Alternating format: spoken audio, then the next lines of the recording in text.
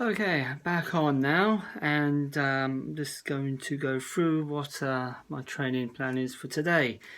And it's my favourite session. It's always been hills. The hill training is an integral part of all runners, distance runners, and middle distance, and even sprinters. So, what I got to do is, first of all, I'll take you through what I do.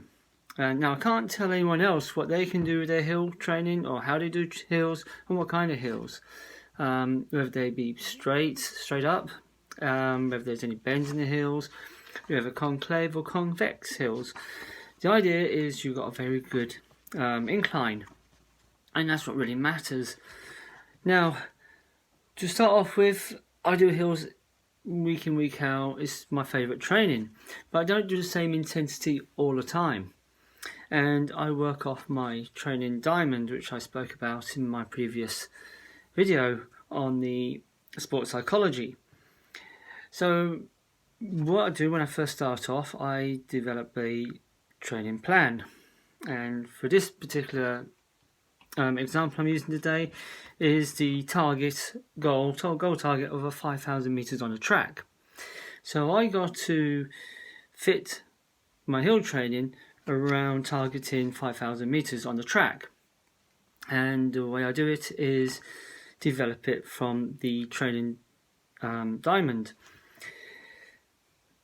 So the first thing I need to do is explain how I run up the hills, and which I don't actually run up the hill. I like to feel like I'm running over the hill, for the purpose that you want to maintain form while build up your strength when you're running.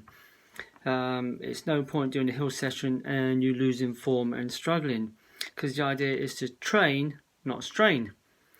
So I'm starting off coming back from a bit of an illness, chest infection or injuries or anything like that. So we start off with low intensity, low volume.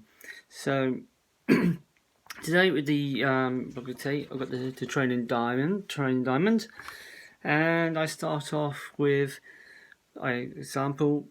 When I do start on the training diamond is 10 times the 30-second hills, which is about 150 to 200 meter hills, probably about 150, with no watch.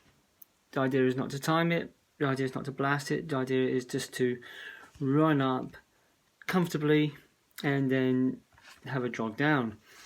The idea is just to get the legs moving and get the feel of the hill. Over a period of time, over a few weeks, you build up to 12, then 16, then do 20 times the hills, around about 30 to 45 seconds. Again, no watch, you're just getting the feel of the hill, you're just getting the movement going, and you're building up the endurance, the strength endurance on the hill. Then I get into the next stage, and this is the moderate intensity and the higher volume, and it's my usual one, which is the 12 times 1 minute hills, and that is timed. I get up to there and I time it, and I try and get all the times as equal as I can. And then I move on to the 12 times 90 seconds hill. It's the same hill, but there's a little extra 30 seconds, and I'll explain that in a second. Then I moved up to the lower volume and a high intensity, where I go back now to 20 times the 1 minute hills. They're different because they're actually shorter, but I explain again in that methodology. And then I go for the competition stage, where I'm doing 10 times the 45 second hills. The reason there's 12 times 90, the 20 times 60, and the 10 times 45 is how the hills are run. So the beginning stage, I go for the low intensity, low volume. So you get to a hill and you're just running up A to B. So that's just run up the hill, get to the top, and you turn around and come back down again. The same applies from going for the 12 times the minute. So you go down the bottom to the top, A to B. But when I get to the 12 times the 90 seconds hill, is you go from the bottom A to the B and then I do a little extra 30 seconds stride out on the top to C.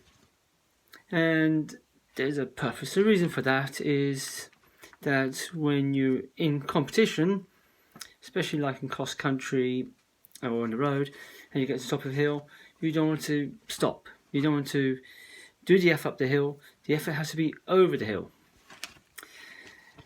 And that applies to actually very useful for track, especially for your finishing. And so I then finish off with the 20 times. It's really 20 times the 30 seconds hill with the extra 30 seconds finishing. So it's A to B to C. And then finally, in competition stage, when I just do 10, and then with the 45, with the extra 15 seconds, so the whole hill feels like really a stride. I'll be striding them and not trying to blast them.